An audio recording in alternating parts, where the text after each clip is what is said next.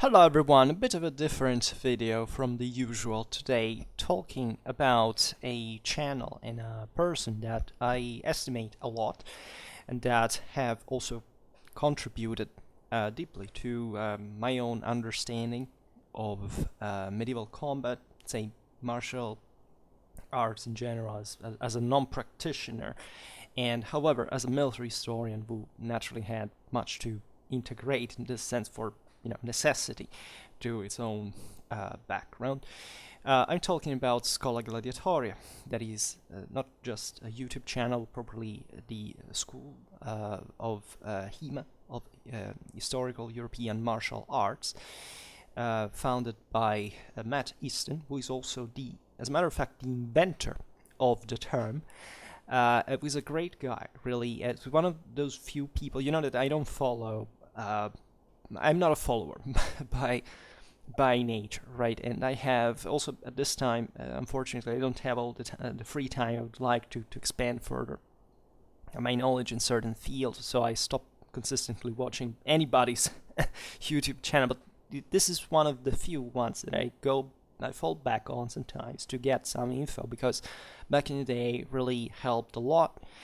And I appreciate enormously Matt Easton for his expertise, not just naturally as a Hema master. This is, I presume, the best definition you could. He's a trainer.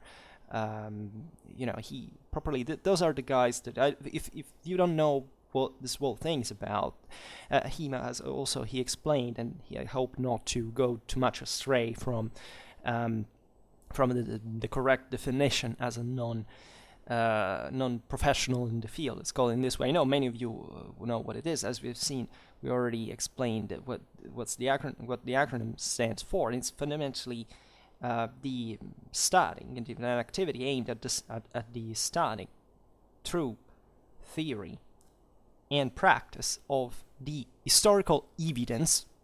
Right, this is crucial. So it's a scientific work, right, on essentially historical facts, right? And that starts primarily from a certain moment in history, the later Middle Ages. Why? Because we have, at that point, fundamentally fencing treatises that actually illustrate and explain in detail, naturally with all the interpretational problems, and we will, in fact, discuss this today. The certain types, essentially, of combat, mainly duels, through with several weapons in situations that are mostly, in fact, they're not really what you expect to be military, strictly meant, but let's say there is hardly any difference from one side between military and civilian properly lifestyle in certain realities. Not much at this point. Later Middle Ages in Western Europe, there is an increasing differentiation. Societies become more disciplined, less armed, etc. But in general, these were wars where, surely people killed each other in the street. They fought, they dueled, were at other levels. So the military professionals participated to tournaments, and war was also, in general, an activity where lots of people participated too. Right? There was, medieval Europe had a high level of militarization. If by this we intend properly deep participation on a more or less regular basis, mostly occasional at this point, but still present, let's say, in the landscape of the average burger citizen, we could call it in some instances, and so on. And therefore, we immediately start with this idea that naturally we know a very few only know about what ancient combat was concretely.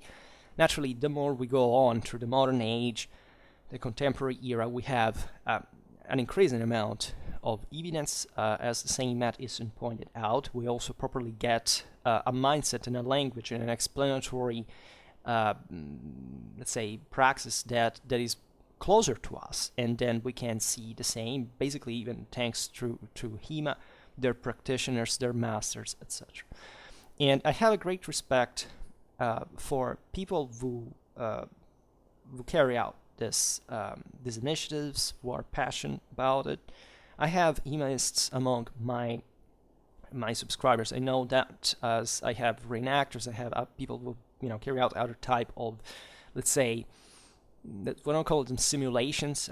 I've known people who practice Bohurt at some levels. I really don't know much about the whole thing overall, but naturally, as a person who now reached a certain level of awareness about my own in fact same field of of expertise, let's call it in this way, this point of my life, I've been attracted to, right? Because it is objectively interesting, fascinating, even if you don't have a specific historical or even more properly military historical education.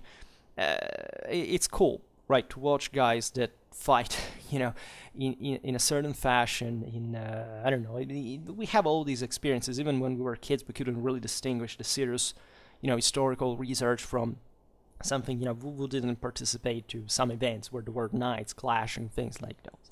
And so these are initiatives that altogether are very precious in our world, and I think are expressing part of the best of our society, and in their applicational and disciplinary and broader, positive goal. In fact, I think Hema attracted a great interest, especially on this platform on YouTube, where, for obvious reasons, we find a bit everything about our world, and the fact that such topics came on the fore compared to other historical ones, and we kind of measure it every day, naturally speaks for the generalized interest that exists in these initiatives. And today's video is a bit dual in nature, because as you understand now, I want to set the ground for the fact that I believe that this activity is positive, right? But I also want to comment on a specific video. We'll leave you a link below. It's not long as mine, so I'm not even sure.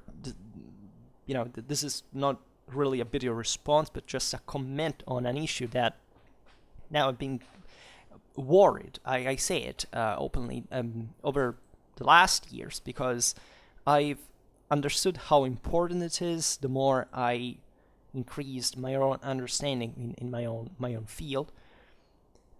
If this is going to be watched by anybody, I'm essentially a medievalist and military historian.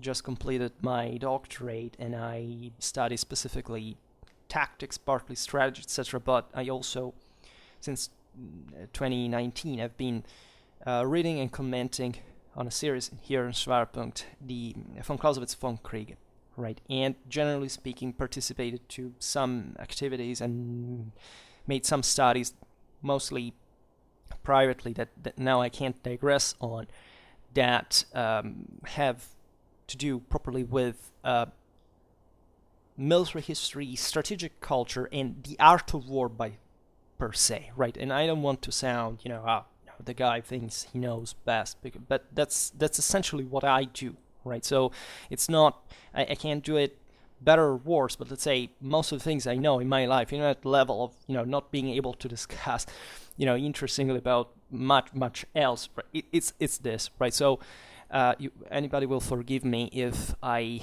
also don't understand certain aspects of Hema, or I can equivocate some dynamics of the same. And in fact, I will keep myself quite large, right? Not because I want to avoid polemics. I don't make this video. I could have made this video in a moment in which the channel was more florid. Now I'm re-uploading a lot of stuff. There is really it's a mess, so I could have done this in a moment where I could be more receptive to present a better face, let's say.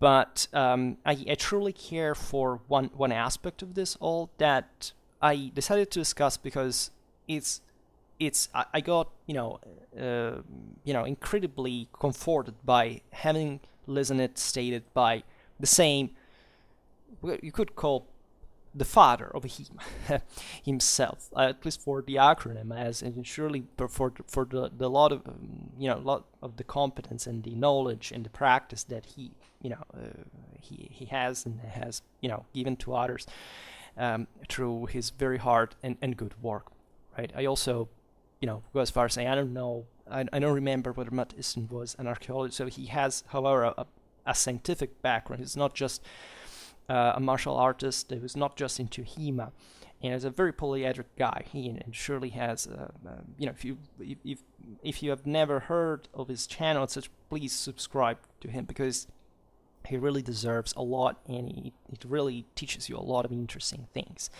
And the video I was pointing out is has Hema, so in brackets, historical European martial arts, lost its way?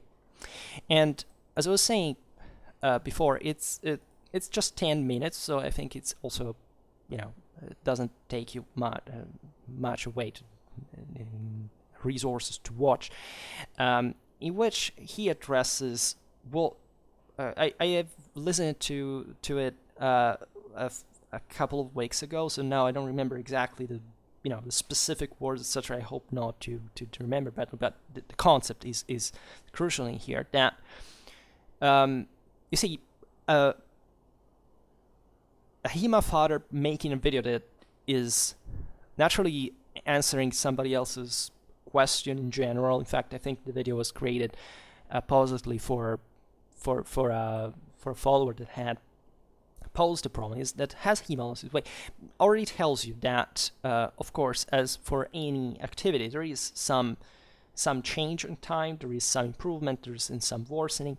It's a complex thing. There are lots of people who practice Hema and that have different backgrounds, different ideas. There are some schools, right? If you recently also the sense of malaise, but I'm sorry to point it out, but recently also another very famous Hemaist, I presume he is, and I never followed him much, but he's also an interesting guy. He makes interesting content on the same topics, which is Scholagladiatoria.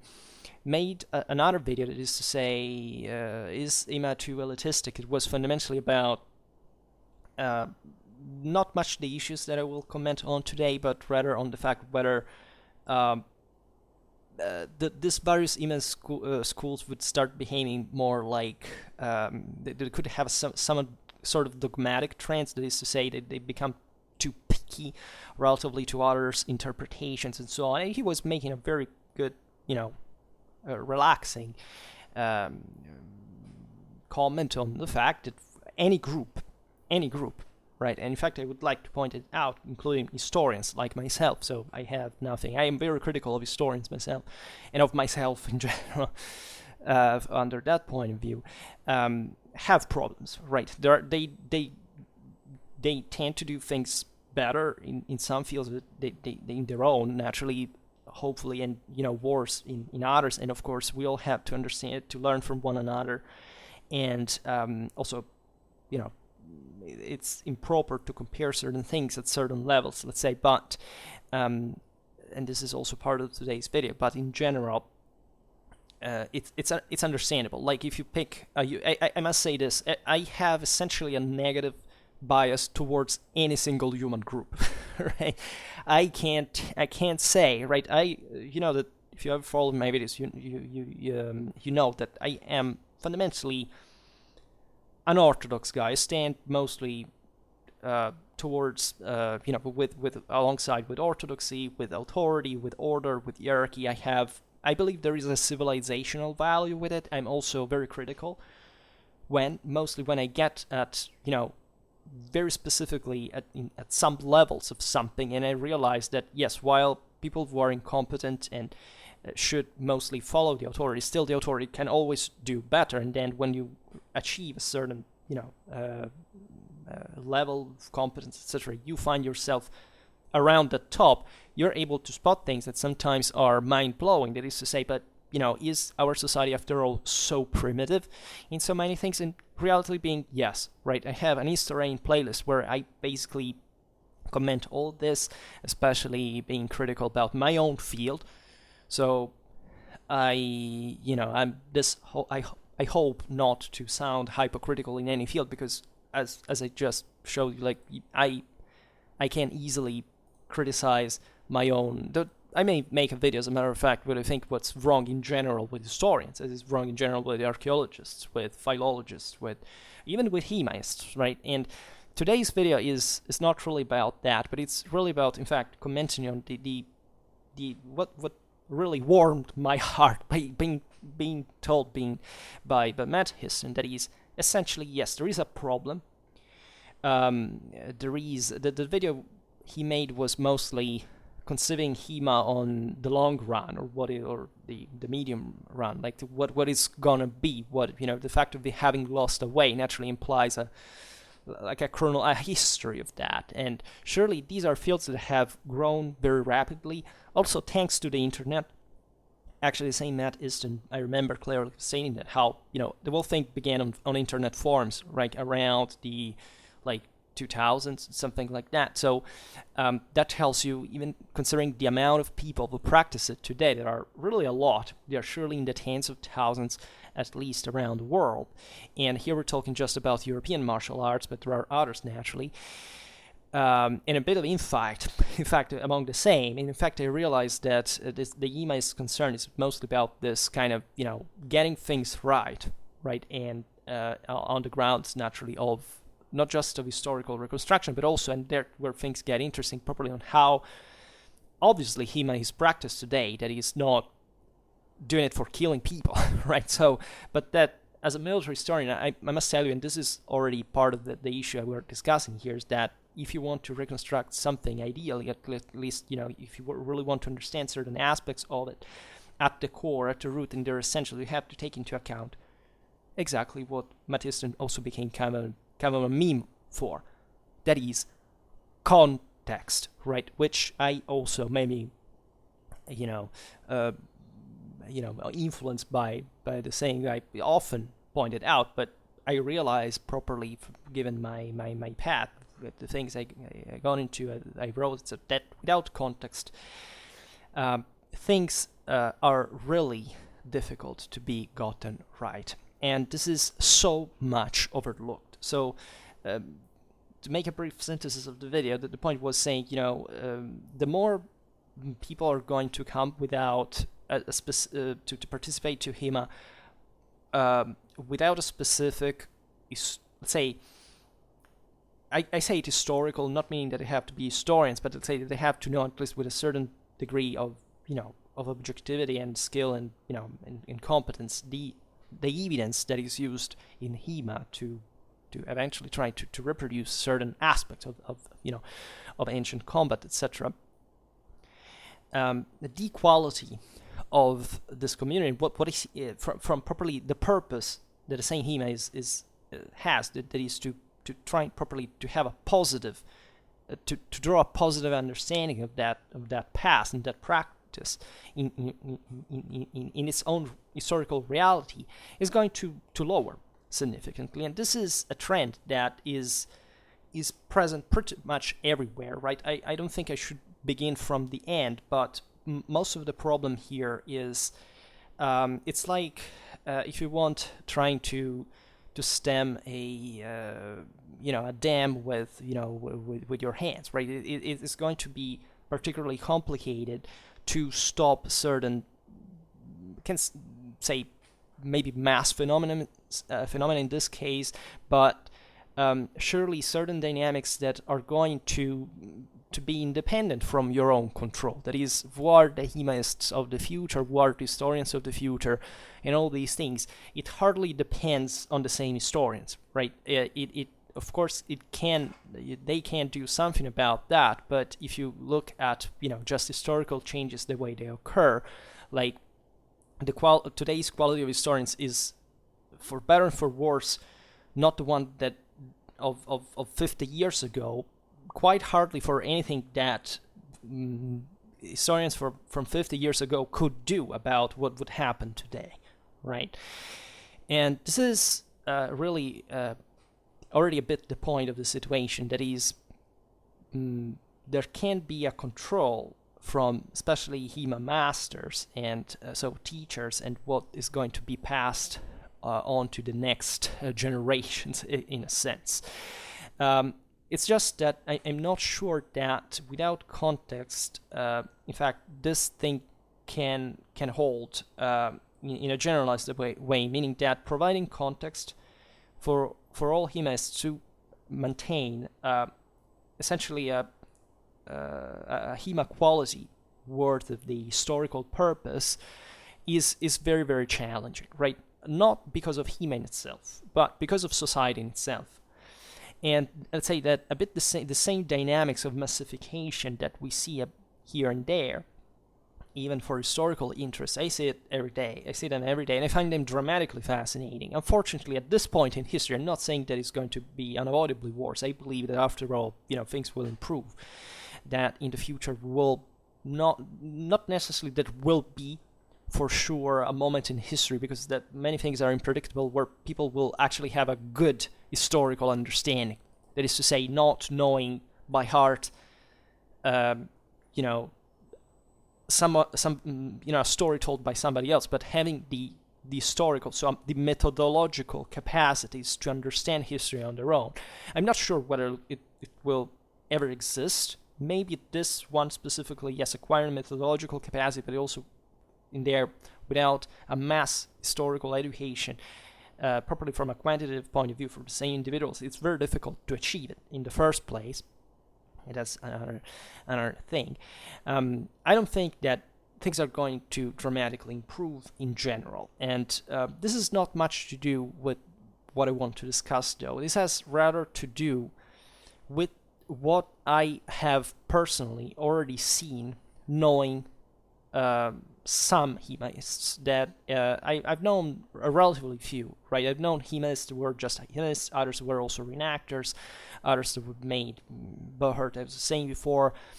I've had PhD colleagues that were passionate about these things and went reenacting, and in theory, I presume also, because there is, you see, I would like to trace a limit between what is Hema and how, let's say,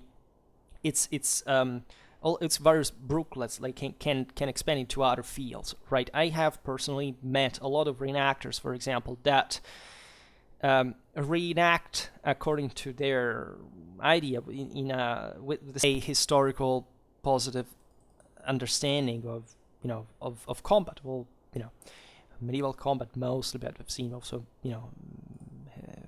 ancient history, etc. This is not really the point. The point is also naturally, that changes because, as we were saying before the end of the Middle Ages, we don't have fencing treatises concretely, so we have to rely on other, on other notions, and in part there is this seducing idea that maybe replicating at least the weaponry and the armor, and maybe practicing making mock combat in certain situations could give us back some understanding of what the historical reality was about this combat.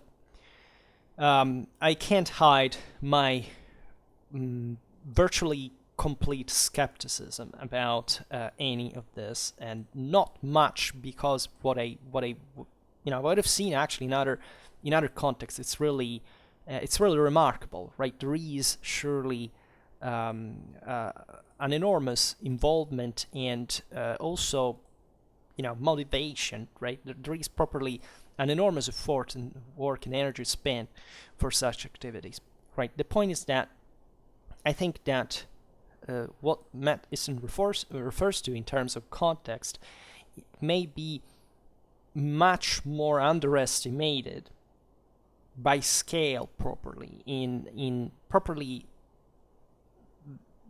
the legitimization sense, in the motivation of such hopes, right, of positive reconstruction of what ancient combat fundamentally was. And this I could explain easily through my Clausewitzian background, that is to say, for a number of reasons. That first of all, why is context important? Because fundamentally we study it from a real standpoint. That is to say, a first difference that must be understood in here is that any kind of reconstruction, of course, this may sound obvious, but it's not much that to many people it's not. It's a matter of the margin by which this is understood or not, properly from a quantitative point of view. And that we can't, of course, quantify concretely, but we can have an idea properly by the huge disproportion, right? That is to say, what was thought like in the past came from a background where that, first of all, we don't know historically. So a good understanding, first of all, of the fact that, I don't know, I've met people who were who came from such backgrounds and were obstinately saying, we can't know, for example, how Vikings fought. If you reconstruct effectively, I don't know, a Viking year sword, and you dress up in mail, and you more or less get all the gear that we think. And even there, we don't actually know. We don't have proportions of how many people were equipped, like in which way. We just have ideally an understanding. What about the others that are also not kind of documented, because archaeologically much less we got from, and etc. So you already understand the problems with this, but more or less we can know how Vikings wielded their swords, and the truth is that we don't, right?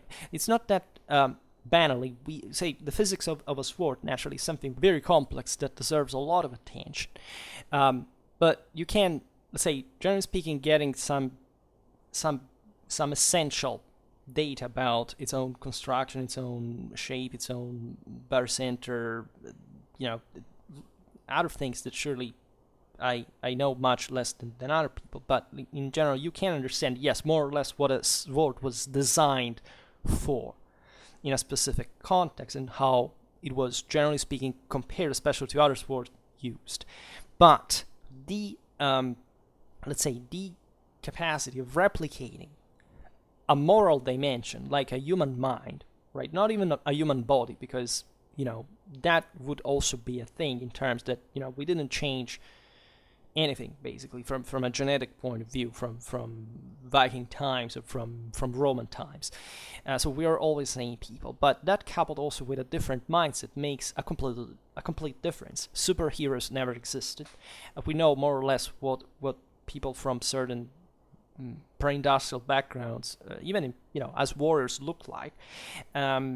What makes the astonishing difference, and that has virtually nothing to do with our capacity of reconstruction of the same, is how simply the mindset of somebody who goes into combat, and a combat of 1,000 years ago, 2,000 years ago. Here I realize I'm making this video without giving in fact an astonishing amount of context and background more than else for what I'm talking about. I could say, just follow, just study the Vom Krieg, right? If you're not following my own commentary, if that doesn't interest you, but specifically, picking that then on war and studying it, not reading it, not, pretending to interpret it with it. No, studying for a consistent part of your life, that is reading, repeating it, thinking about it, having to explain it to somebody, right? Because there is no other way to do it. To understand just, of course, the difference that exists between a third millennium combat, one of the second, one of the first. There is no doubt that this is understood, but it may not be understood in how much this differently affected human mind, or better, how much human mind was affected in order to go into combat 1,000, 2,000, whenever years ago. And the problems I have with these reconstructions in general is not just, obviously, the reconstruction can't be real, right? For many reasons, because you're not there to kill, first of all, and this could immediately already basically destroy any kind of positive hope to trying to reconstruct a combat that is by itself designed to kill somebody. You would say, well, maybe not in a tournament, and I agree. There are some, let's say, some of these activities that are aimed also at a much more physical and utterly violent aim, and we can find still in our societies today people that surely do not mind about beating and being beaten in a violent way, even at the risk of their own health, etc. But still, and I've seen this from comparatively, even just through some actual footage of combat that we have in our own days. And where you actually see the moral dimension that brings people really to want to kill each other, that such reconstructions are at best something extremely weak from a mental and a physical point of view. I really mean it, right? Sometimes I've seen also other YouTubers, now not making the names, trying to illustrate, in a sense, what, an ancient combat, based on this kind of reconstructions, like, guys actually armed more or less the way they should. Sometimes not even like that. So completely, not even sometimes making the effort. We were talking about prominent YouTubers deal allegedly with this kind of military historical competence. Properly, just guys poking with their sticks and thinking that through that you can, you can even make a point on how, for example, certain grips or certain, movements or certain formations could work like.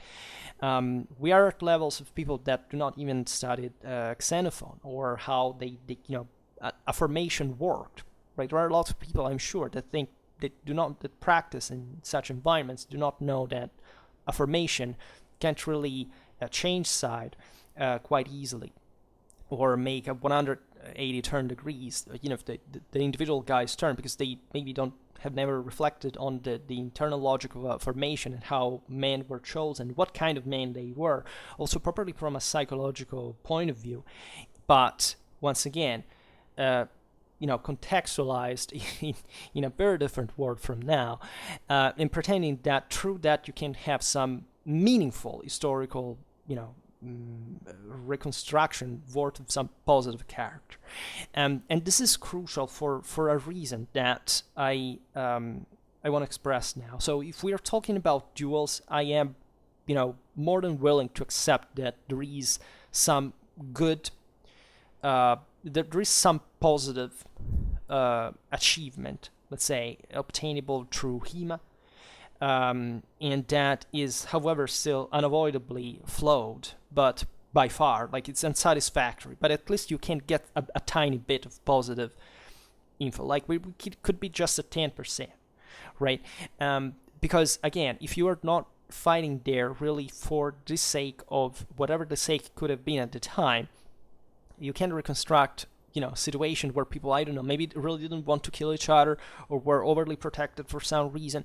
But at that point, what historical use is that gonna be? That is, what are you actually trying to simulate, right? One thing is understanding properly how a weapon weighs and its barycenter, and how how you can feel it as a sort of extension of your own body for having the control on it and acting in this dramatically difficult situation that I presume every Hemaist knows, that the single most difficult thing in combat is not actually putting all the strength that you can and having that drive, but actually refraining, actually being able to discipline, to control yourself, and to do something that has properly a functional logic, an ergonomic aim that is naturally to spend the least energies and causing the greatest damage to your opponent. And that's something that instinctively, even just, I'm sure these exercises, these training, especially really a professional practice of Hema can provide, right? But again, for margins that are low, exactly because the context there is completely out of the question. You're not actually representing what people in the 15th century could really crush themselves like. And even if you did, you see, this is not a matter of trying to say, okay, context in the sense that you see, the only idea of presuming that you can reconstruct the context is wrong. It is wrong on an historical base, on a scientific base, on a physical base, right? Because you can say, I can't reconstruct, a pas d'armes, because, that is, more or less they were beating each other, a bit like Bohart do, that are modeled on this, on the same rules of such tournaments, and so on. But fundamentally, the idea is that you are not a 15th century man-at-arms, in the sense that you have not been raised, I don't know, from a specific in a specific context. You don't come from a certain pride, with a certain, understanding of the world, certain motivational factor, a certain progressed practice that could be a military one, by the way, and a military one in that context, or a certain view simply of how how risky it is to getting there, right? Properly knowing that today we have grown in a modern in a world with modern medicine, but understanding of physics. These people wouldn't. They would have a background that we struggle, even as historians. So wherever you can get close to that, to understand, because by definition, as historians, we say it's most what we don't know rather than what we know, right? And what we can know, of course, there is a trick. That is mostly, if you really want heuristically to acquire positive notion of what it was at the time, you always have to conflict, however, with the reality that you can know something a tiny bit, but of a world that is largely unknown under so many points of view, that by studying them in detail, you know how much could false the perspective of what this is historically speaking. So as for the people I talk to, for example, they're saying, you can know how Vikings wielders would. No, you don't, because you factually don't have, you have never seen, you have never been to, and you fundamentally cannot reconstruct even what an army fought like. And as we all know pretty well, so Matt Easton explained it many times, you don't quite fight in a duel like you would fight in a shield war, right? And things are much rougher, and especially they go in directions that, at that point, what the training based on our own perspective in this kind of a attempt of historical reconstruction has virtually nothing to do with the way they learned these things from, right? And as sad as it sounds, this is also a point. We will never know, right? And I think it's a proof of maturity and of wisdom and of scientific education and of moral responsibility to be able to state that certain things cannot be known, right? Knowing at least the evidence that we have, and knowing the realistic scientific possibility of actually being able to find new evidence of some kind that, unfortunately, as for most things in our lives, really not even just concerning history, certain things cannot be known. But what I was referring to specifically is the reconstructability capacity that, without context, unavoidably falls short of expectations. Because I'd say the average experience I've had with the average guy that is into these things, I can't say even about, I'm talking about specific Hemas or specific reenactors who do similar things according to them, which are very different things. And I would like to stress in here what Matt Houston stressed differently, that Hema is a serious thing, right? Because it is based on sources, so it's scientific, it's as serious as it gets historically. You can argue that, of course, as I was saying in that video, that the more people, this was his fear, that the more people come without a specific historical background, you can have a methodological standard, what should be Hema in that historical research, that maybe it's not met, because people, again, maybe don't have a specific historical background, or they think they do, and that's the worst, actually. That's worse than ignorance. I mean, presuming to know, and when you don't, and not having put the thing in perspective, again, within the context, right?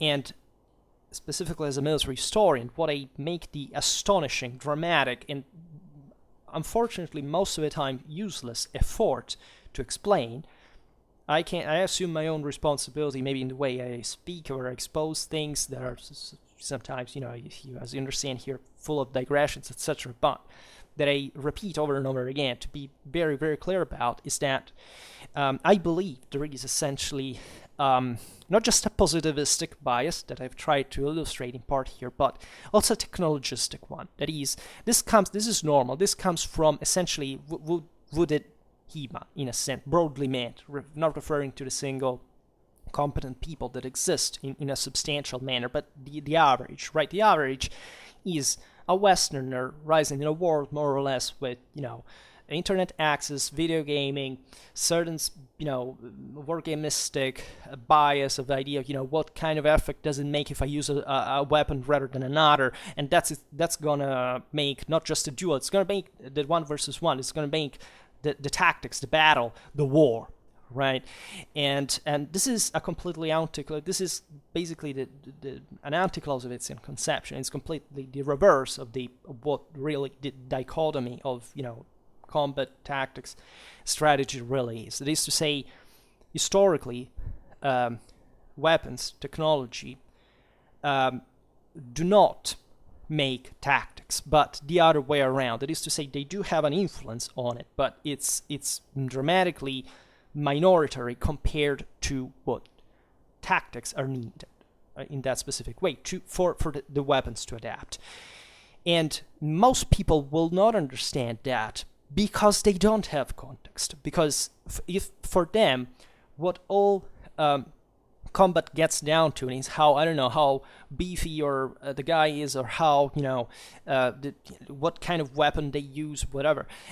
They are automatically denying, first of all, that these guys are fighting in a formation with a certain specific training, with a certain specific order, with a certain specific interaction within the same formations, with a certain specific chain of command, with all some background that there goes from tactical to strategical, and overwhelmingly with the moral dimension. That is to say, how motivated is this army, first of all, and how determined it is to go get killed. That is overwhelmingly, by far, the single most important thing in the history of warfare. Right? Always remember this in a Clausewitzian perspective. War is a clash between moral forces that influence each other.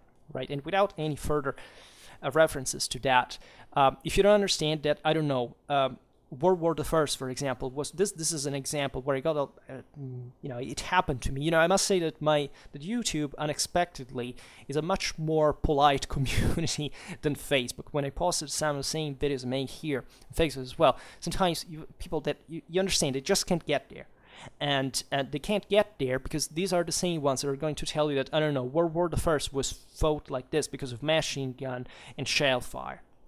Right? That is to say, the Western Front did not exist because, I don't know, there was a specific political and strategical equilibrium between, I don't know, the Entente and the Alliance, those specific countries in that specific reality, with those specific ratios of strength. No, it's gone like that.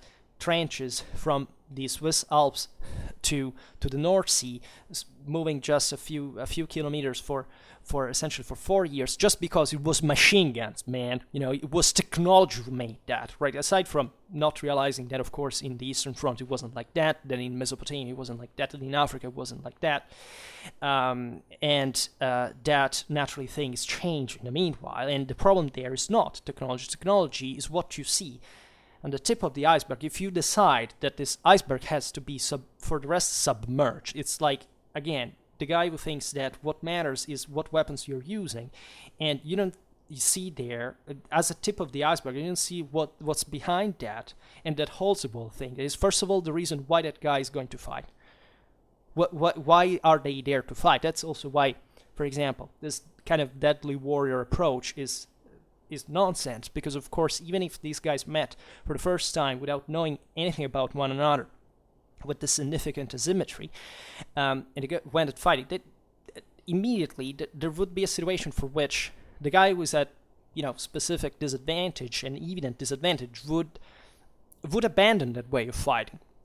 Right? He wouldn't probably even fight, or surely wouldn't fight the way after, and therefore this exercise is pointless, because we're not engineers, we're historians, we are human.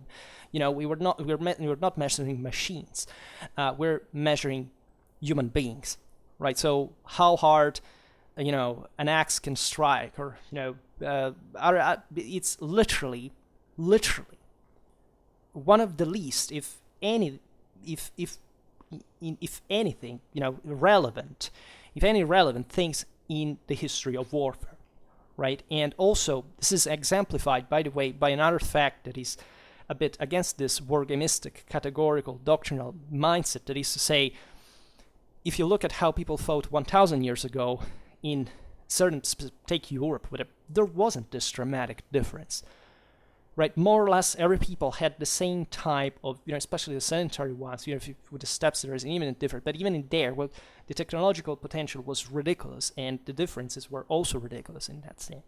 And what made military machines was naturally their political cohesion, their social background, where they could draw their resources from, with motivations, with which aims, right? So you cannot abstract from exactly, as repeatedly again Matt Easton said, and I completely subscribe to that, and I always do. Without context, that you can't properly understand, right? Context is crucial in here, and people, of course, are usually devoid of content, because again, if you haven't gone through that path that shows you fundamentally what already the tactical dimension properly in terms of positive applicability of orders, of maneuvers, etc., is, and you don't understand how much by scale individuals and their weapons will depend on it, you can't properly understand how, in fact, the same individuals fought,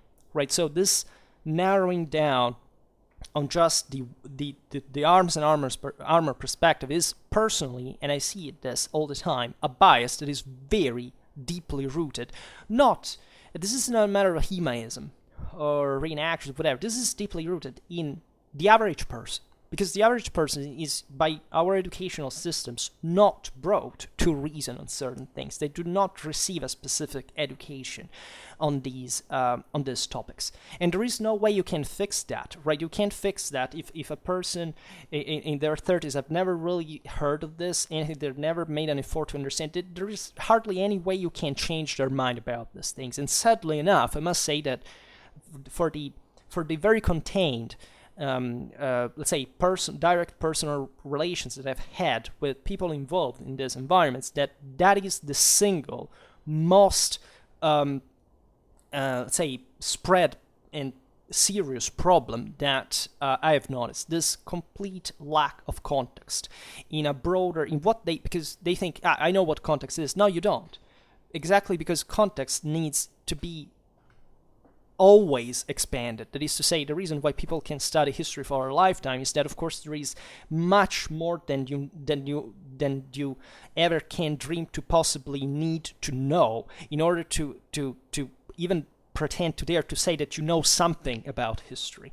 And that is so sad, because in the measure in which our own society, our own world today, of course, doesn't give a damn properly about history. That should be, history is not like you say, I'm a historian, that is an archaeologist. No, history is not that. History, let's remember this, is scientific method itself, right? That's why Hema has all the cards, all the numbers, to be really a serious thing, also from a practical point of view, because the serious one approach, like guys like Matt Easton and many other competent masters, is that you have to base your own understanding of this all on the historical evidence. That is to say, a scientific evidence. That is not to say copying the moves of a guy just because you see it in a manuscript illumination, or looking at, with all the licenses that can be there, trying to replicate things archaeologically in a correct way or whatever, given that we also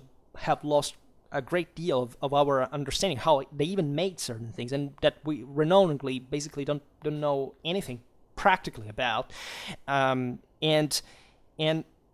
of so many other things, that if these are the problems, properly realizing even the tools for which people fought, you can imagine what are the problems to reconstruct how something that is mathematically more complex, like a formation or an army altogether, or a state or whatever, really were.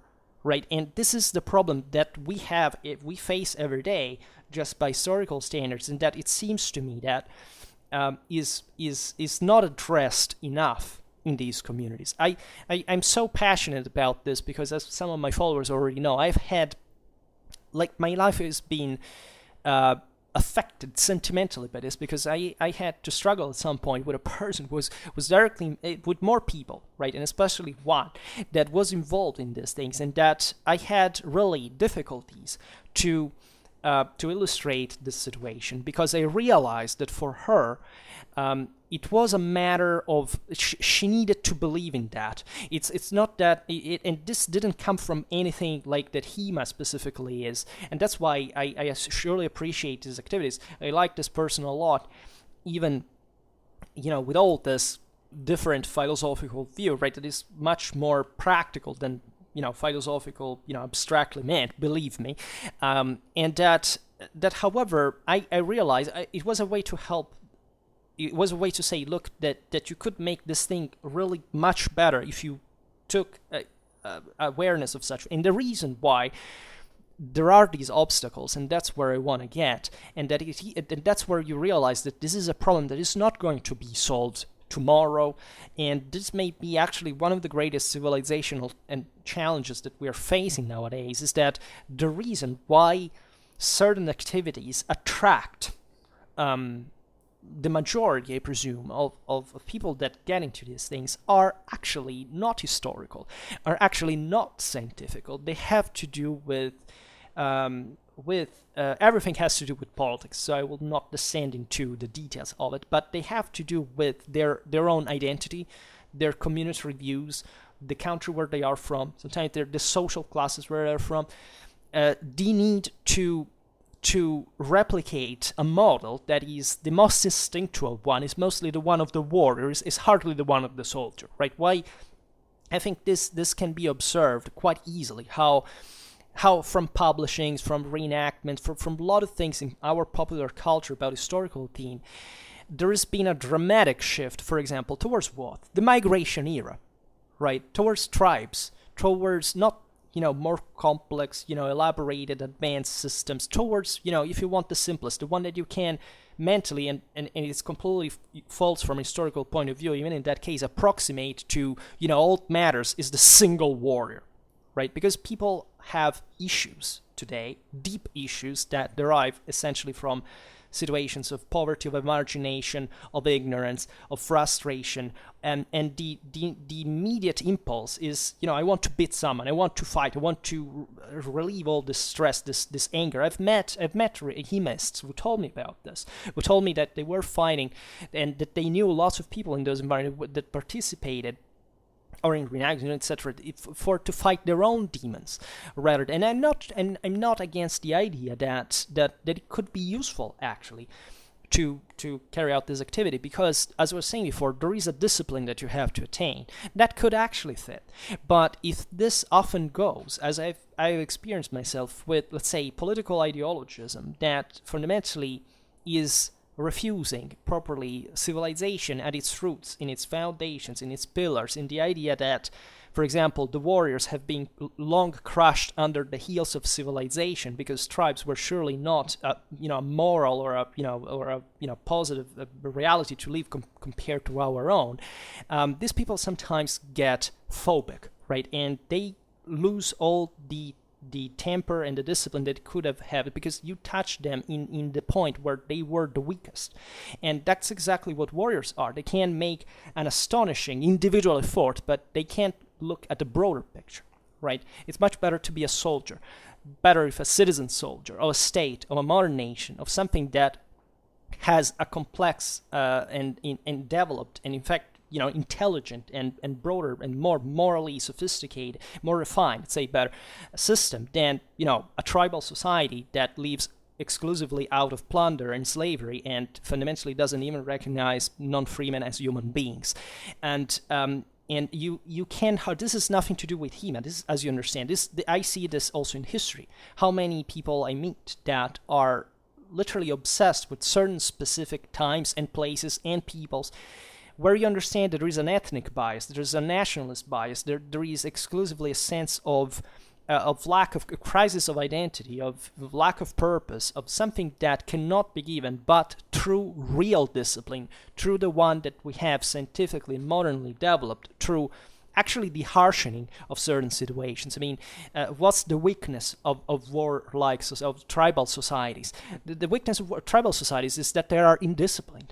They don't have enough collective training because they don't have enough level of centralization to provide individuals with that specific culture. Essentially, mafia. They're clansmen that want to maintain their own.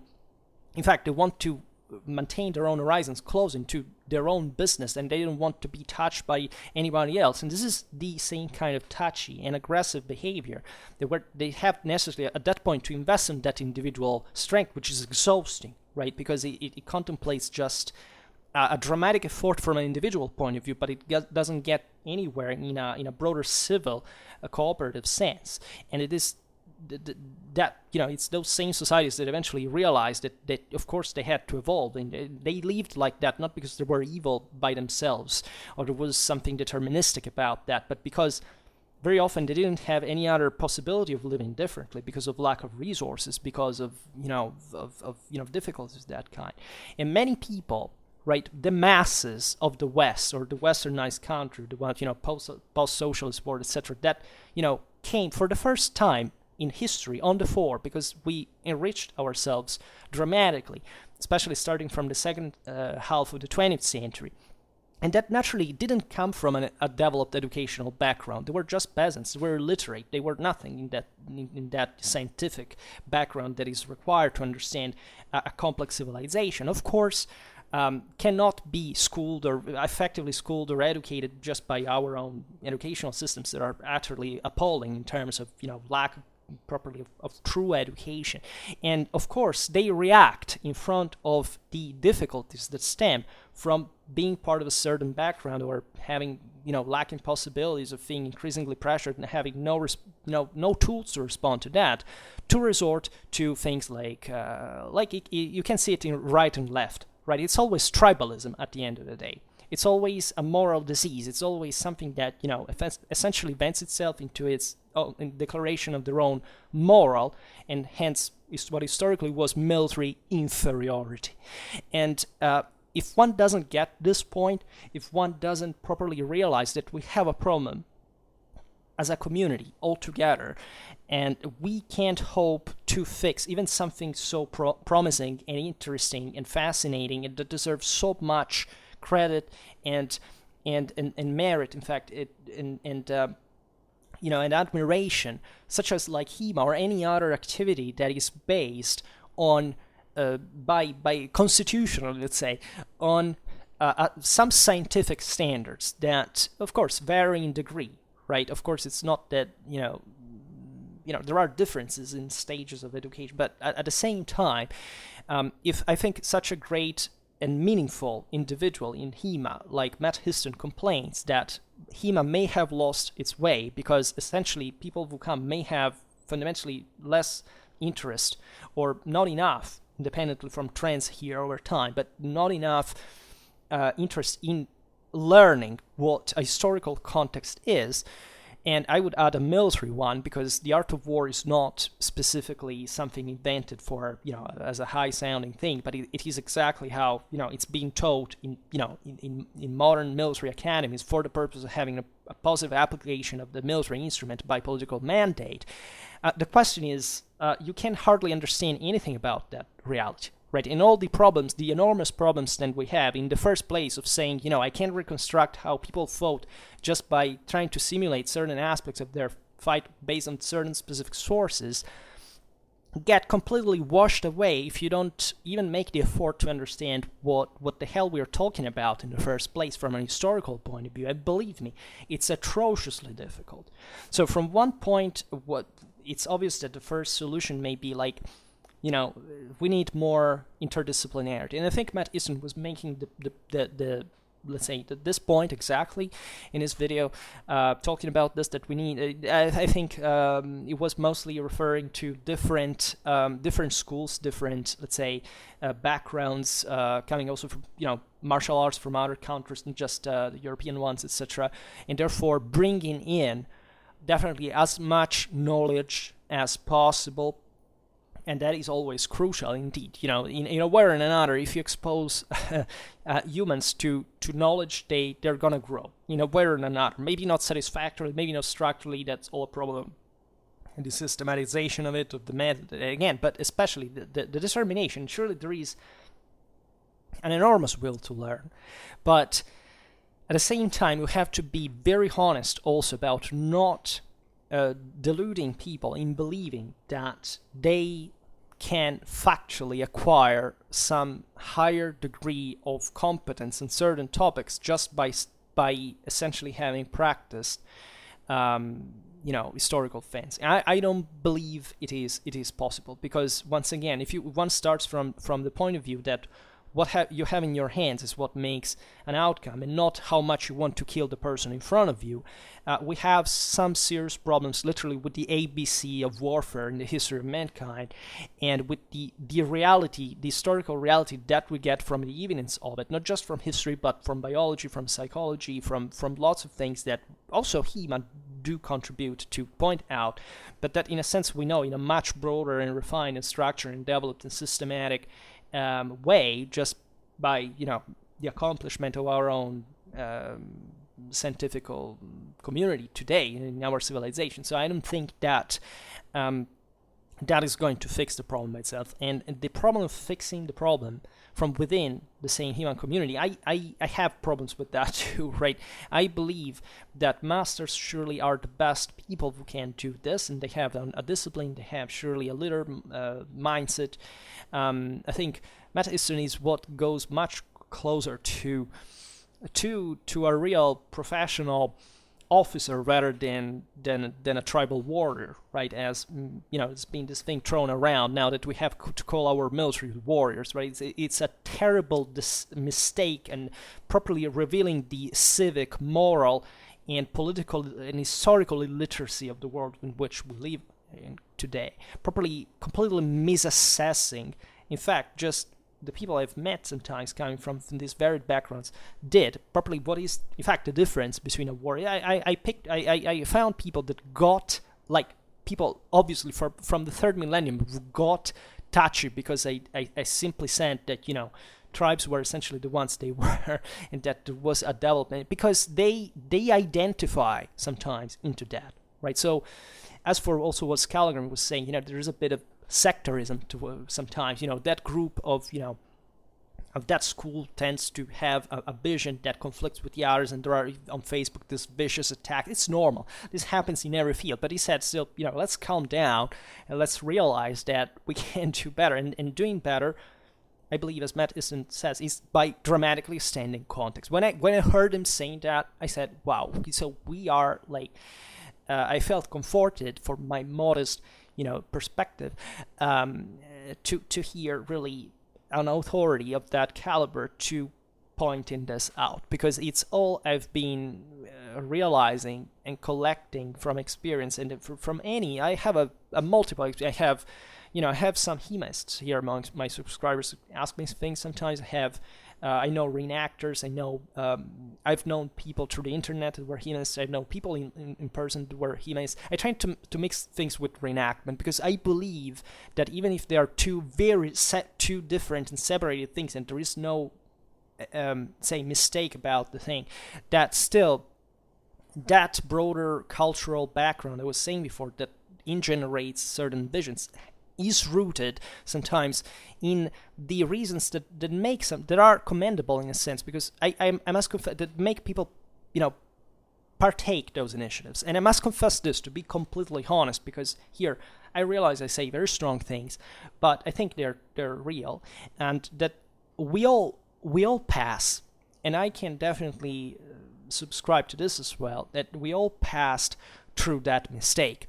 When I was younger, I was much closer to such mindset. I was also more identitary. I was also more communitarist in a sense. I was more willing to stress that tribal, this individualistic. And why? Because I knew less. Because I was not enough educated. I hadn't studied enough history. I hadn't studied enough warfare. And by making the freaking effort of sitting at a chair for years and studying a lot of things, and you might say you could have also gone out there, maybe making some activity, and fencing, maybe going into. I thought about that. I just didn't have the time. I've always been I've always been a lone wolf all my life. So I did make sport, a lot of sport, right? But actually, it was also solitary in a sense, always. So that's me. And I don't know, we're all different, so you will forgive me this aspect. I confess that I would have liked to do things like this. I would have liked to receive Hema classes. Maybe one day I will, if I don't get too old in a sense. But I still think, and this is also a point, that when my instinctive self says, let's have fun about that, I say, yes, but there are so many more important and poignant and practically applicable things when you actually just study, a work like the one of von Clausewitz. You study what you do as a military, so you study continuously campaigns and battles through sources in a serious way, can last months or years, for something of that kind. And that actually brings to the light what is actually meaningful from a military point of view. And surprise, surprise, I can tell you, I made lots of videos about this, that I wrote a 700 PhD thesis exclusively on late 13th and early 14th century tactics. That is to say, and very thickly written, by the way, not those pages where there is barely any text. One of the data that I already knew by doing this is that, of course, sources that describe battles, and I surely don't come from those medieval backgrounds where history was written just by the clergy at all, right? And also let's expand the horizon, which I try to do. In fact, for the sake of context, on Schwerpunkt, on my channel, they do not talk at all about weapons. Guess why? Because if you study the logic of battles, first of all, armies fought basically all alike. In this same regional context, etc., more or less, they had the same thing. And secondly, battles were won or lost because, first of all, and medieval sources understood it dramatically clearly for moral reasons. That is to say, who was the most determined, who was the most persevering, who was the most willing to achieve that purpose, and organizing and disciplining itself and training as such for that reason. And for bigger, naturally, movements, the lines of battles, how they alternated, concealed, ambushed, things like those. And in this sense, there is of course, not even a single source that says, I studied, I think we're in the range of hundreds of if not, hundreds or thousands of clashes. There is not even one that states, that battle, that encounter, that clash was won because those guys had those weapons or another. Right, and I perfectly know that serious Hemists know this, but I know that there are lots of people, by fact, because I met them, and I meet them regularly, and that's statistically annoying, and I can't close an eye for the sake of nicery towards the entire community, because I always say what I think, on the base of the evidence. For the rest, in fact, I don't give a freaking damn, because otherwise I wouldn't be a historian. That's an issue that people do not understand because they don't have the minimal preparation, the minimal background, and they don't know anything about context and what history is concretely. So, if this thing is going to ever be listened by any, I'm not making these videos for the sake of views. I don't think that because I'm responding to Scholagladiatoria, it's because I want views over it. I don't give a damn about that. I already made some videos back in the day. Because I was interested in the topics. As you know, I made 1,300 videos at this point. I don't address channels specifically, but you know that I address these issues all the time. And the reason is that I feel this problem. I've met people who literally had a completely rigged worldview, properly from a civic, from a moral point of view, because they couldn't get from A to B in this sense. And why? Because they lacked also historical education, because they didn't have enough context, because they didn't want to look at reality for what it is through the evidence, and just thinking that they're doing something because they have their own idea. I'm fine. I'm surely against any idea of single thought, but indeed, in fact, knowing history more actually acquaints you with the realization that why you can't get something positive out of it. Still, there are so many more interpretational problems that you can imagine, and that surely you're not going to solve them if you think that you can replicate how medieval people fought for real with the mind and body of a 21st century person. I've seen astonishing things in this regard, but some have become actually very almost historiographical memes at this point. For example, today nobody thinks anymore that, I don't know, the classical Hellenic phalanx, the Politic phalanx fought in the way that the, politic Reaganian opletism of the 80s, of a generation of historians that was traumatized by the Vietnam War, that, was scared of physical contact, combat, and things like that.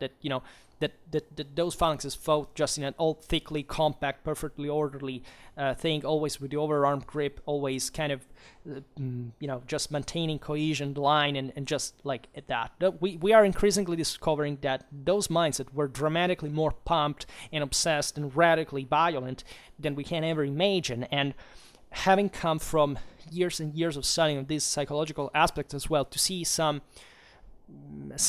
people that are trying to reconstruct what that ancient combat could like by the moral and physical weakness, because you can immediately see the complete lack of purpose, of determination, of rage, of hatred in that. They're not obviously going to kill each other, thankfully, right? But for this reason, they cannot understand how a formation works, even just in the essentials, how an individual can fight just because they're dressed up like hoplites and they're trying to, I don't know even to do what at that point, because if they can't kill each other, what's the point of the world thing?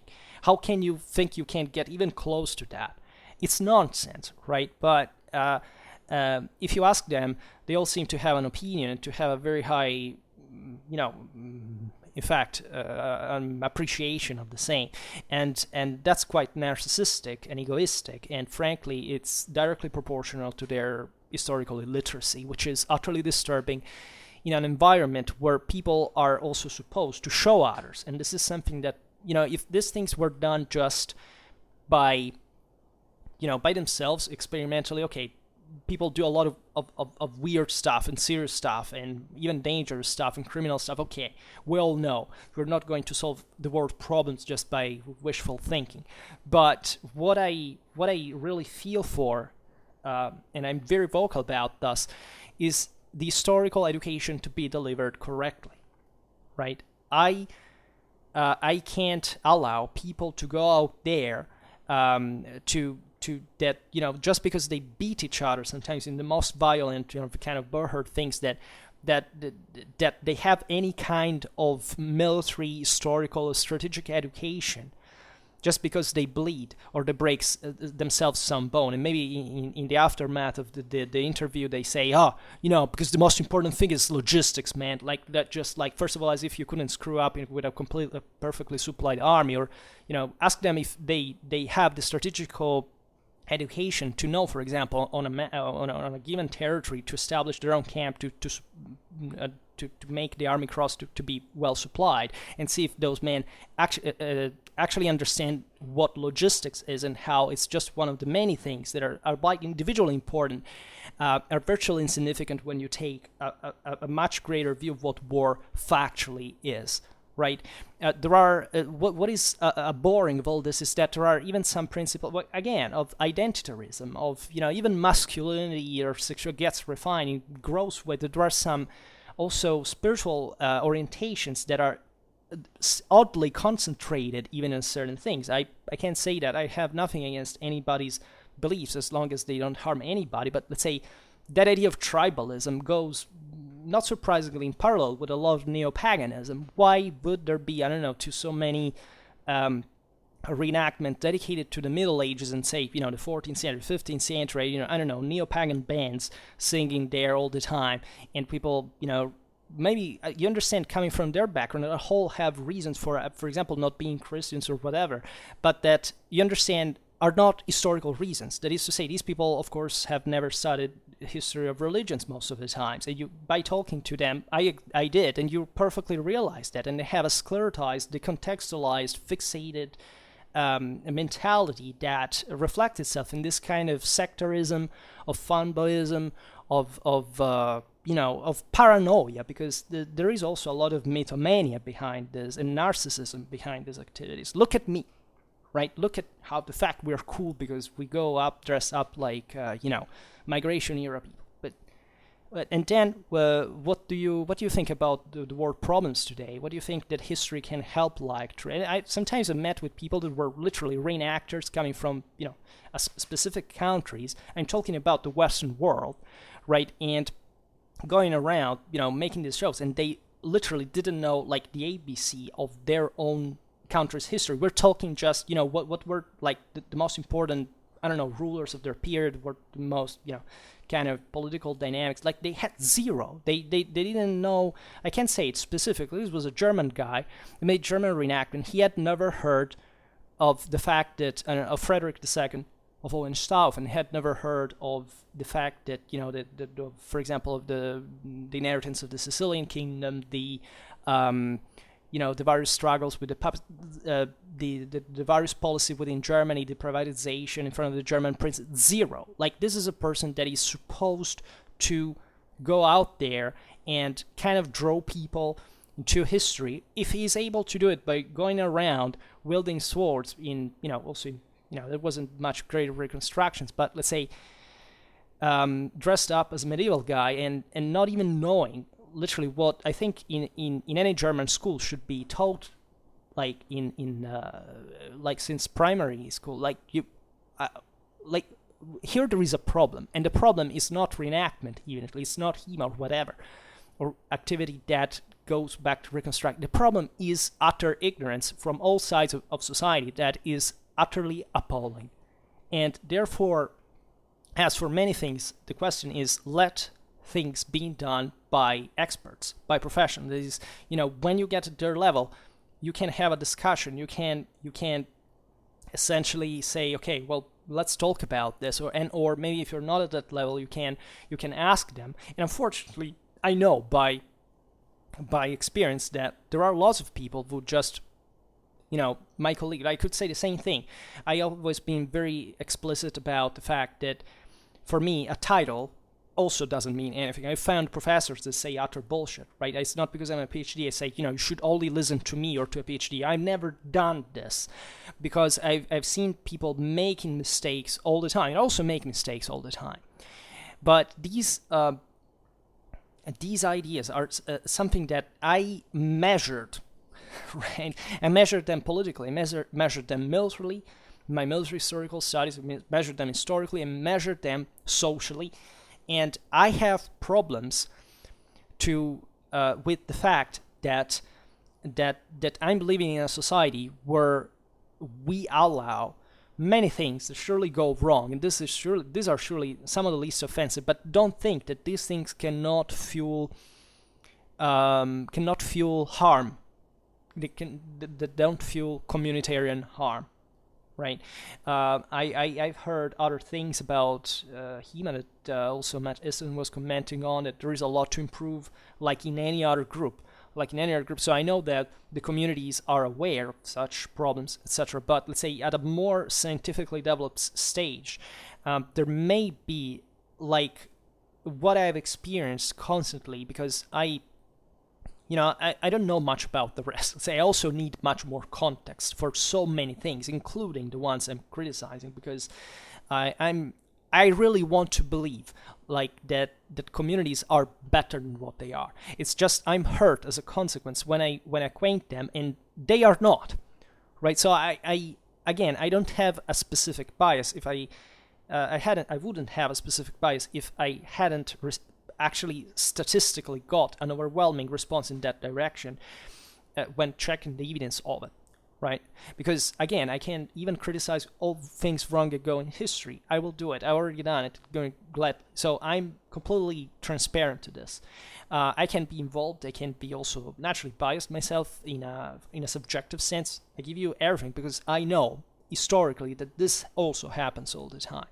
But one thing is, abstractly wishing for it, like somebody who wishes for understanding, I don't know, strategy without even having ever studied a campaign or a battle through the actual sources from the original languages, etc., in their lives. And this is what the whole Clausewitzian theory is against. It says, essentially a lot of generals, and even a military man at that time, had gone insane in some ways because they had decided by fashion, without having studied scientifically things, on a historical ground, because the whole Clausewitzian theory is based on historical experience, whether it's of direct command that it still has to have some sources, some evidence, and or historical inquiry, that would simply be fashions that people buy into for some reasons that are evidently not an opinion that is valid as another, but an opinion that is evidently worse when confronted with the scientific evidence of another, right? And that therefore has no, let's say, is understandable. And we have to be also, like, for changing things, we have to be harsh, but we have to be tolerant, at least in the measure of in which we have to be. If we want to fix the problem, we have to understand what the problem is in the first place. So a video like this is designed to raise awareness about these problems, not at, let's say, thinking that they are simply, we can do as if we, after all, everybody's opinion was the same. No, there is a hierarchy in this. There is a specific path that tells you how you can check these things. That is, let's say, in the scientific field, universally recognized as the only one that works, right? So if you want to pretend, it's like when, the same Hemists, the same Matt complaints against bullshito, right? That I didn't know, I just learned actually, I think in this last videos I had already heard it. It's exactly the same thing. Like, that can compare, that can give you the idea of, even of the pride, yes, of personal involvement. A person that spends their life, his or her life in studying hard, working hard, practice, etc. And then a random guy that has never studied anything arrives and said, this is according to me. And I would have even uglier stories. Right, and now I will not descend into certain issues, but again, I could even make a specific video in which I tell, no, I don't think I will do it, because it would be like, I could paraphrase it. I think I lost the text, but it was a conversation I had, actually, with a very intelligent girl that practiced Hema, and that freaked out at got triggered at some point, because I pointed out this thing, and I had all the points that she was making in order to, let's say, not much proving me wrong, but let's say telling her own thing, and I basically saying how the thing I can explain point by point concretely is. In today's video, it's not, I haven't even started to do it, and Schwerpunkt really talks by itself relatively to things we discuss normally here about military history, and that showed you how much, like, first of all, how do you think it escalated? Like, how much, at the end of the day, she got triggered. I'm sorry for that, because she was also a nice person, and I wish I hadn't, and she wasn't the person I was talking about before. But, and each of those points was exactly the methodological, scientific, nosological, historical, whatever, moral, too, problem that exists with certain interpretations. I don't know, right? She wanted, for example, to boast that's another thing that it happens in this clinic sense. It is to say, you're going to one of these schools and there is a master, right? And this master, you hope, is a competent, but is a person with a broader mind. And in a sense, I wouldn't, generally speaking, I know many Hema masters, including Matt Easton, that have, as I was saying before, a scientific education, right? And they know, either as military historians or archaeologists, or maybe a bit of all together, because we have to be honest, actually, that albeit these are all very different things in their respective fields, of course, people are terrific synthesis of the same. Like, we have this enormous capacity of soaking, let's say, absorbing all this stuff and creating a unique understanding, right? That, however, when we see that fits the scientific standards, all kind of come, we tend to agree on. Right, and there are many. However, these people said, they're maybe not, I guess. And this girl, for example, told me that her master was, because I said, I studied from Clausewitz, and she said, well, my master studies Sun Tzu, and it's at that point that, and that I told her something like that. Already dialectically, it's a bit perplexing to compare an author from the time of Heraclitus and Pythagoras and one from the time of Kant and Hegel, and destroying, of course, any difference between East and West in the first place, and also properly trying to compare the two things. That if you have studied what they are, which I hardly ever met another person who, for example, study the Formkrieg or even know what it's factually written, aside from the quote out, his war is just a continuation of politics with other means, right? And then, but have you actually studied the thing? Do you know what's written there? do you know what's the scale of the, the scientific and philosophical, historical, accomplishment by the work? Do you know why people talk about that? Or do you just know some quote by Little Hart or Kagan, and therefore you can't just simply be trashed into the I don't know how to call it, in the pit of culturalism?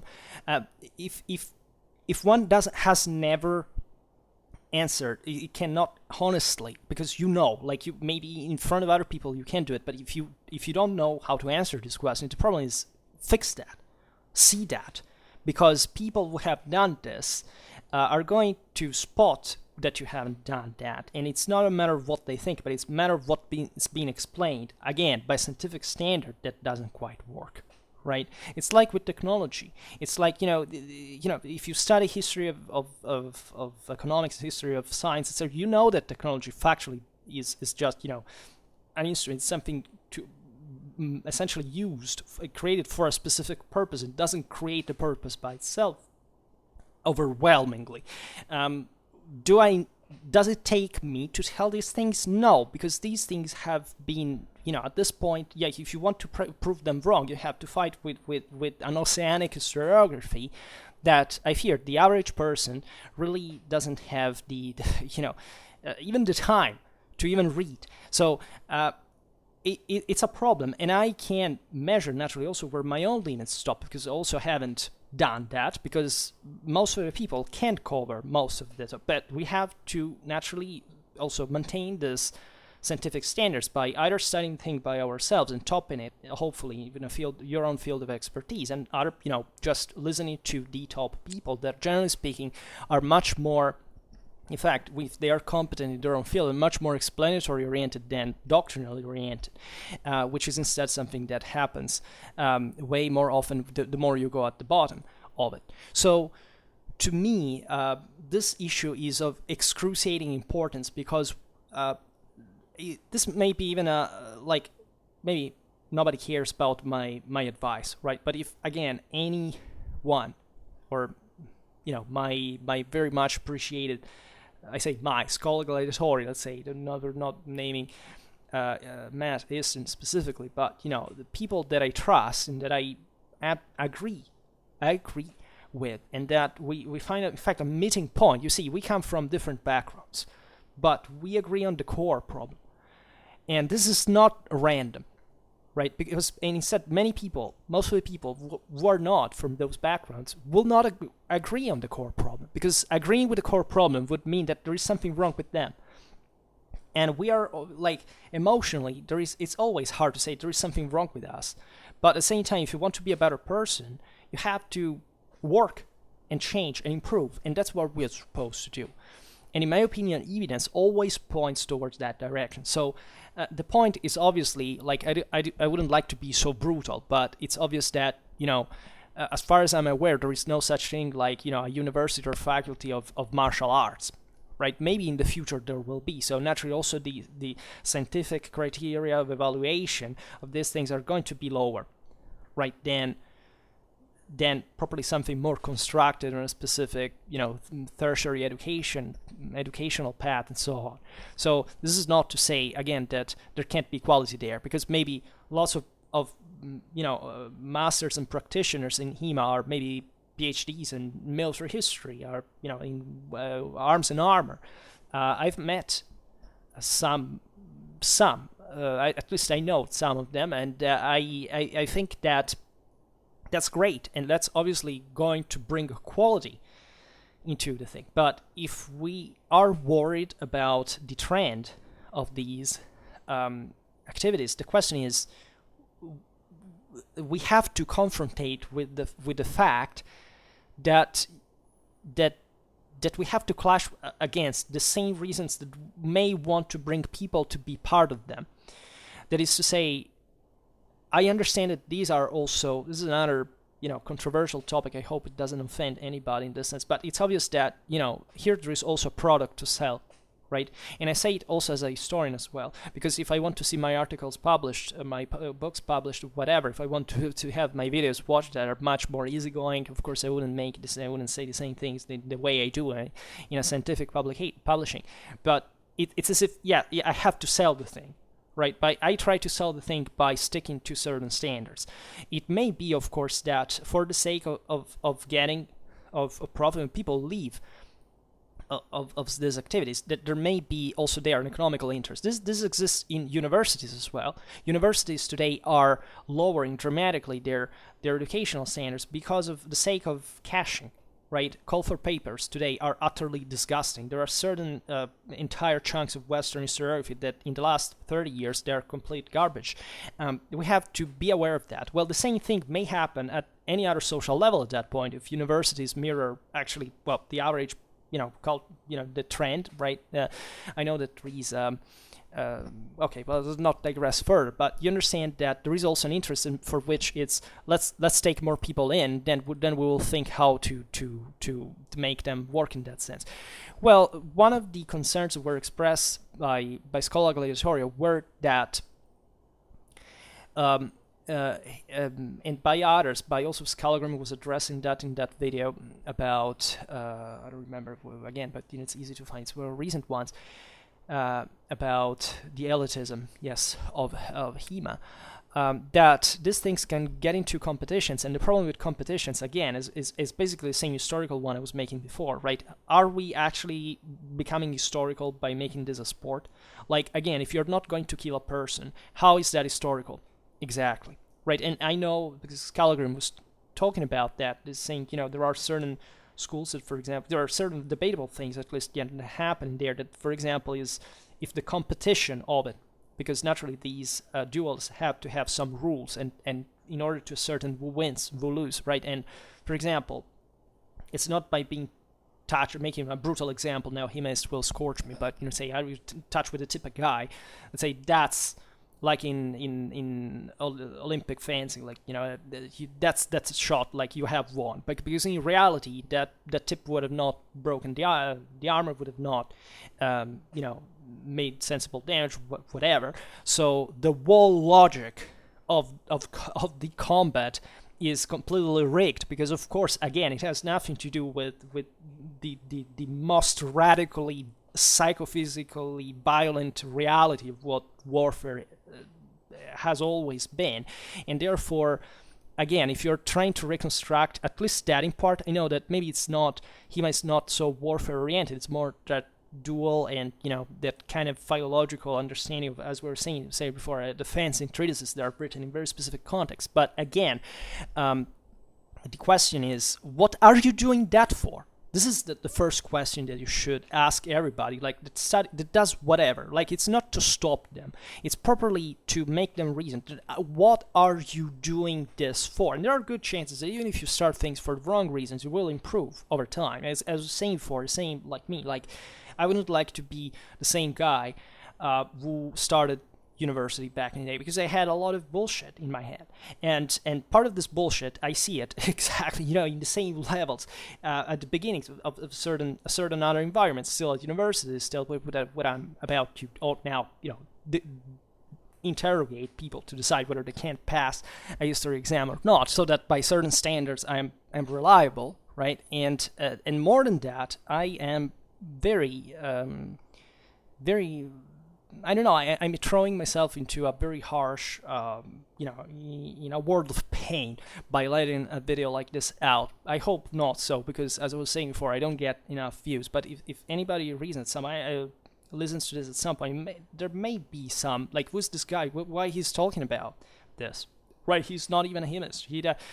I'm sure he doesn't know anything about these things. Well, I may know something, in fact, that in the context is necessary for you to know what you're doing. Don't underestimate that, because when I pose myself in front of you, I always say these guys may know something that I don't, and therefore I have to be very, very careful. I have to be to listen very clearly to what they say, watch very carefully what they do, because there may be something really, and there is a lot of things in history. It's the same reason why I got fascinated with Scholagladiatoria at the beginning, because that's actually qualitative. That actually shows by experience, art, practice, science, what certain things are. Then how those are going to be coupled effectively with the broader reality, the broader context, that's an issue. But always remember this, aside from Scholagladiatoria or anything, the first aspect is mindset, right? You can't, you see, by a certain standard, as we were saying before, you can reconstruct, I don't know, a migration era, Viking era sport, right? You can't go around it, you can't feel it in your hand, you can wield it, you can appreciate what even it means to go, what reenactors usually tell me all the time. If only people knew what it means to be in an armor. Like yeah, I mean, if you get the essentials of what the basic thing is, like you even without having worn it, you can concretely understand that, yeah, it puts some strains. Like you can even watch it, you can even see it, you can acknowledge it, but is that where it stops? Right, because sometimes I get all that info, but it's not connected to a broader scientific vision of combat as such, or of war as such, or what it should be. In fact, in a broader scale and in a broader context. That is, yes, well, you have acknowledged this. Armor weighs, yes, and we all know that it doesn't weigh enough to impede movement. It's actually relatively comfortable to wear.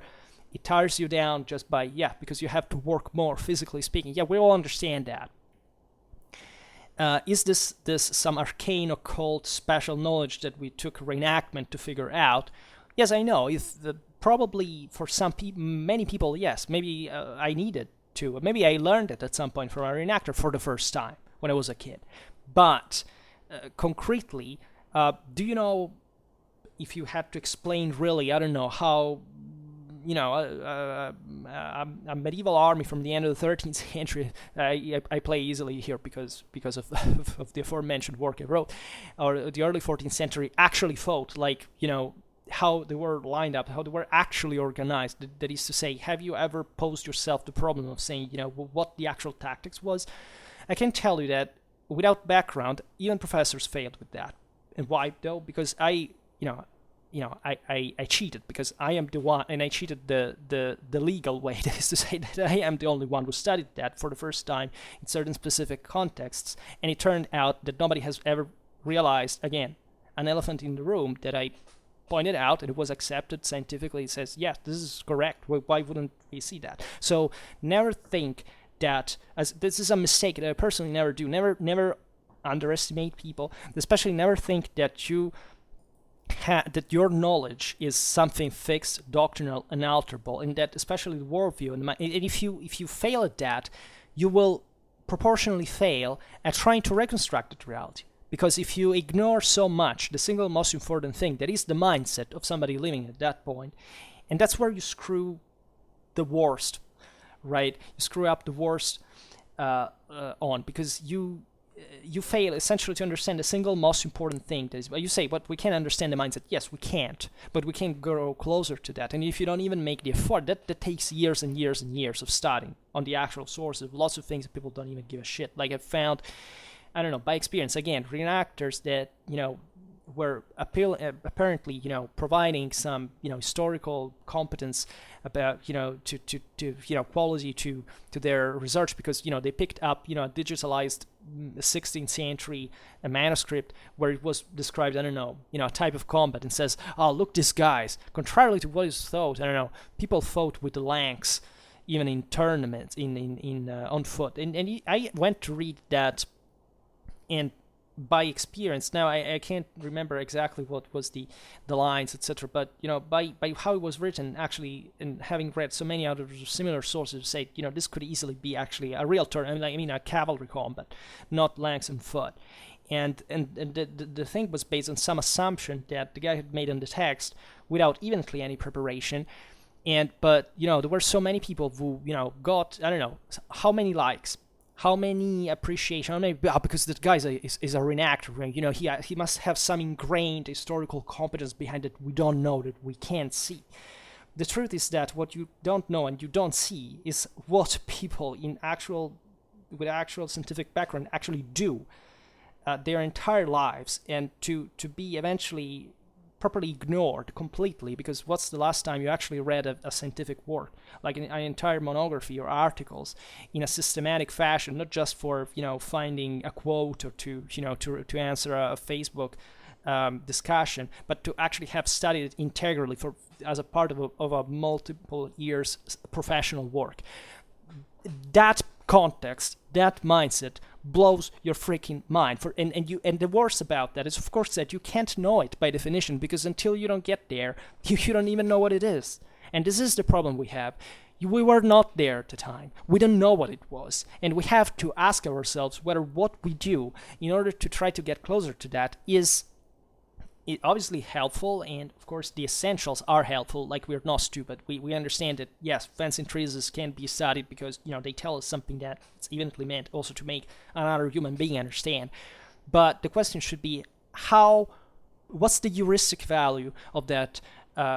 What's the positive acquisition that we can get from it in the broader scale of how we need to know how people vote at the time?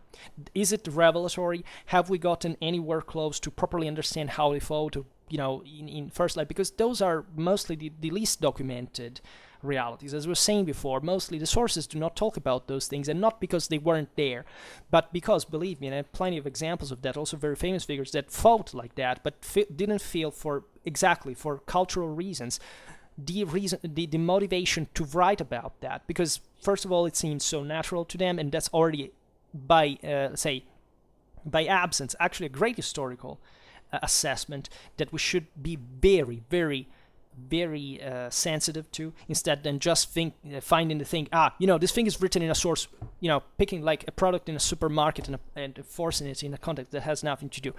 History doesn't work like that. That's not history. History is knowing that, of course, it's plenty of written things, that by definition, history is not picking them without context and pretending that that's an evidence. We know that in history you have to interpret that freaking source. That is not making 2 + 2 about the grammatic meaning of it. That is maybe also be tricky, because don't think that today, not even PhDs that in medieval history learn Latin anymore. What do you think the word we will actually get into? Right, and with these misassessments and these misconceptions are there all the freaking time. Believe me, from somebody that is from within the environment, people fail at this badly. There are entire services that are rigged. I made multiple videos about that. There is one I made recently. It was like, have we gotten medieval warfare right? Which addresses it, but there are others, and I don't want to sponsor specifically maybe, but for making you understand that there is some substance here that I'm calling your attention on, because you are, at the end of the day, the one who makes the difference, and it's enormously important to get it right. And I'm sure I'm plenty of other info that would make you understand my frustration better, but again, this is not truly a rant against a category. It's against the average person in any category. This is the important thing to understand. And since I know that one gets very protective of their own clan, let's say, in a tribalistic mindset, I understand that the more this thing gets misunderstood, and the more this is going to be the proof that that context there is absent.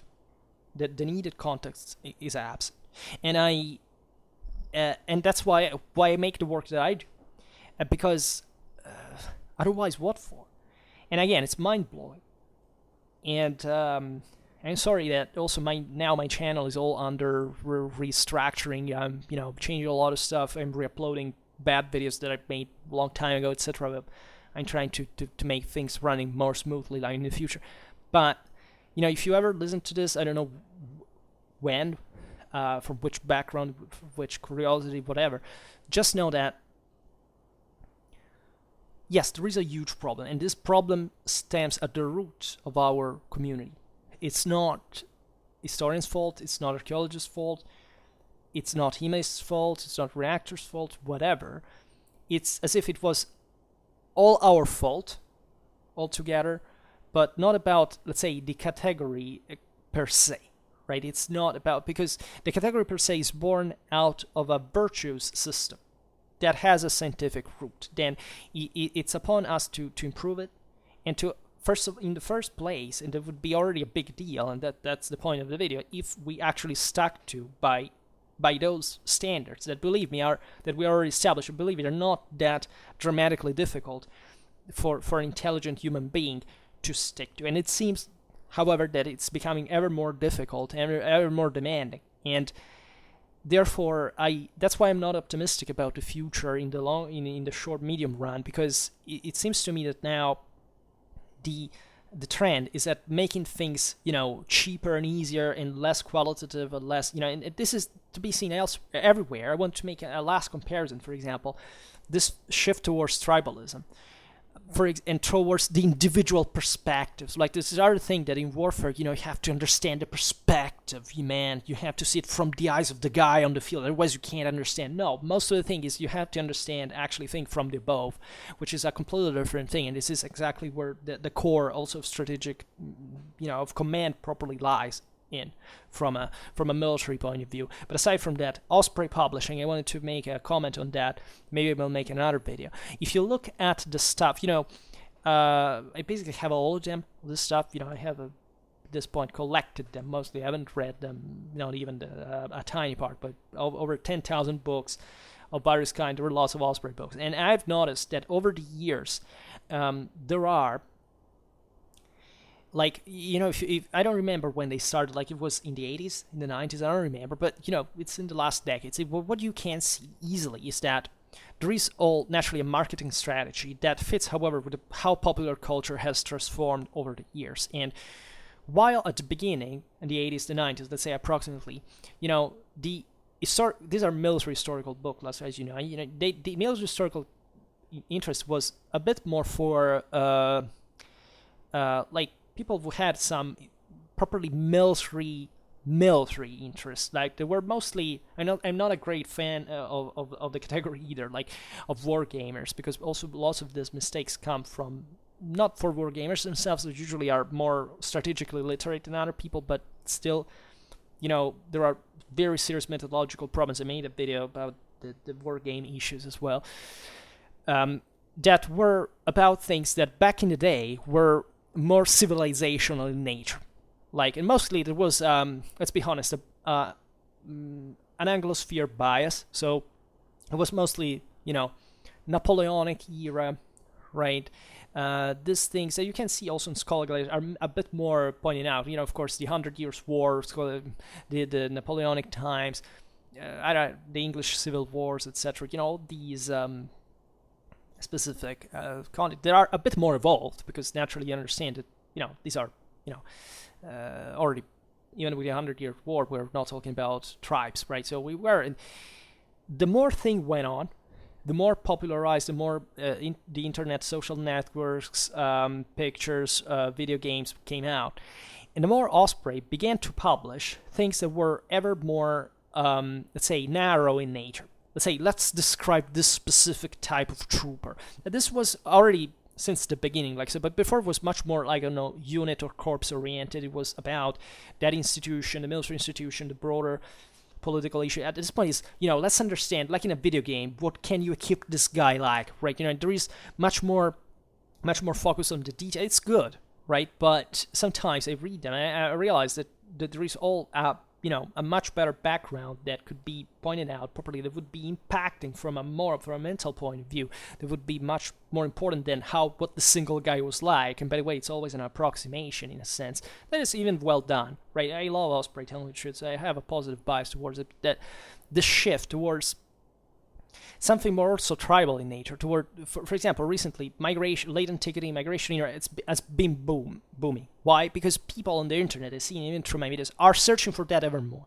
Because I guess that kind of tribalistic push is driving. I see it. My most watched videos here are migration era. I make videos on something dramatically more refined, developed, important, arguably. Those are not watched. People don't care because they don't know. No, they want to understand, man, that people, what did they do? How was that? Do you have to advise me some book about this people? Damn, man, it's the migration era. Like, if you read some sources, or if you, I advise stuff, but the interest is of the all possible topics that I cover, from Hellenism to Napoleonic warfare and beyond to the 20th century. It's all concentrated in the freaking migration era. Like, what's changed? It's changed a lot in our popular culture. It changed a lot with fanboyism. It's changed a lot with ethno-nationalism. It's changed a lot with a lot of things that get down to just what I feel and what I look like, and not whether I'm an underschooled moron that doesn't even is a lazy ass who's not even capable of picking up a history book in his life and having the discipline and dedication to actually study it, right?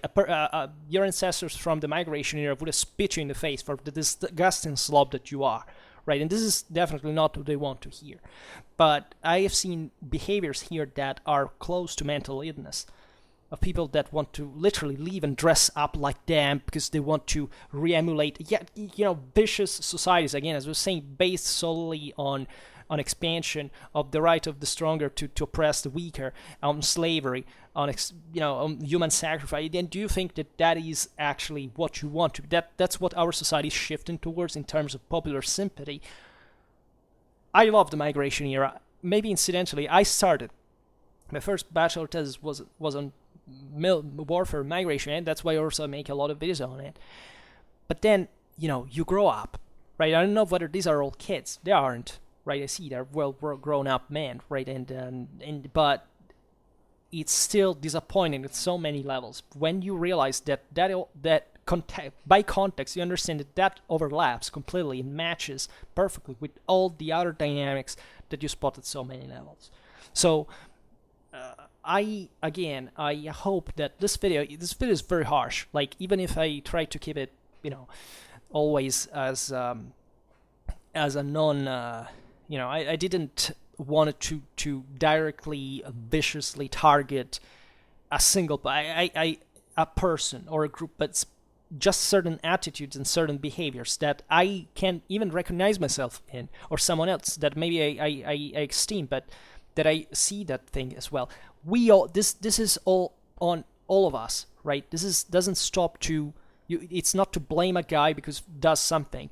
No, this is about being aware that there are huge issues in the way we do things, and that we could all live in a better place if we actually even had a conversation about the fact that there is a problem and that nobody wants to do. I've seen, especially in the Hema community, that there is this, especially on YouTube, because they fear the shitstorms and all this stuff, that they're always extremely careful, not ever saying something that could make people freak out too much and become angry and and resentful and because naturally there is also a public side of the story. But one of the consequences of that is that nobody actually discusses the real issues, and therefore these issues are going to create much greater problems if not addressed promptly. So I believe that if something could be done to in any field, this has nothing to do with Hema specifically. Again, I want to stress this, but to do things right is just to be serious, to be educated, to work with scientific standard, to be aware of the fact that you can't invent history just with wishful thinking, that you have to broaden your horizons, that you need to fundamentally get also into other stuff. I understand that it's funny probably to fight, I guess say it again. I would like to do it myself, but I still prefer to do something else because I think it's more interesting, right? And this is me, and I'm not saying that Vu doesn't understand or is worse than me or whatever. But at the same time, you have to be aware that behind certain actions, there is always some reason that you can't naturally make, become like inquisitory about. You can't even factually control, and why would you? But still, that could harbor some things that, if fixed, could make this activities much, much better, right? And so, yeah, I think I'd stop here. As you understand, there would be so much more to say. I hope, I hate, to get into, any. I've never had any kind of argument on YouTube of any kind, because, even if I am slightly polemical, as you understand, I always try to be fair about it. I'm stern but fair. I consider myself such, and I speak especially for what for my experience was a real thing, like not how I feel, let's say, in a sense, because I have some irrational motivation because I understand that this makes people's lives more difficult when you're trying to, for example, even to teach things, and and you understand that there is instead an emotional reaction, and I am very open. I am very open to people who have this emotion. They are the ones that interest me the more, because if I believe that if those people that are able to fix the phone on their own, good.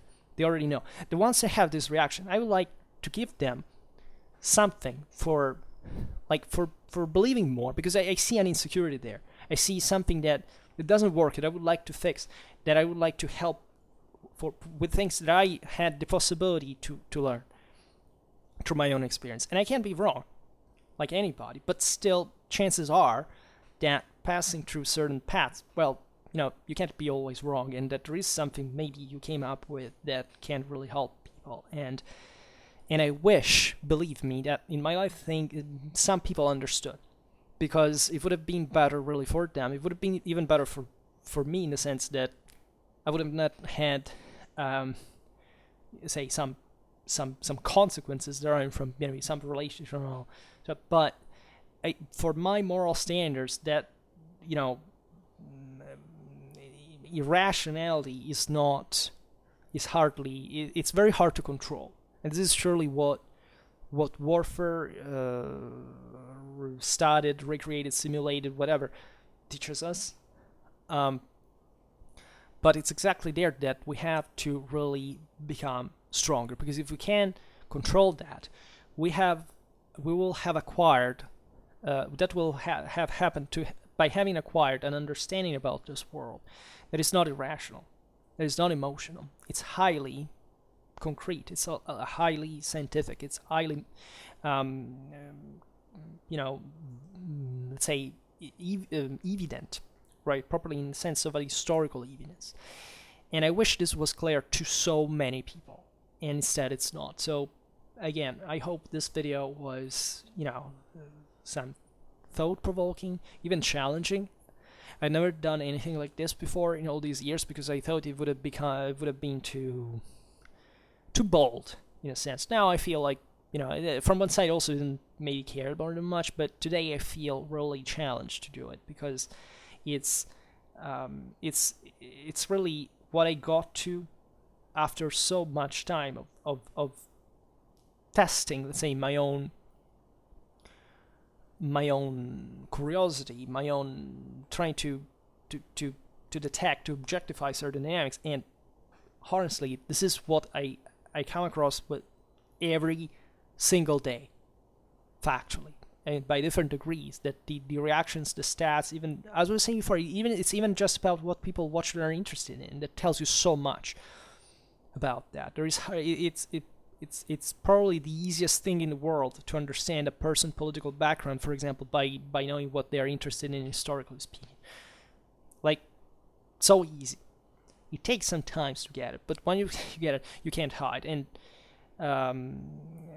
we should, I think, all be a bit more honest about ourselves. Otherwise, we'll not go anywhere. And I hope that this video, by saying what I really think, this has made some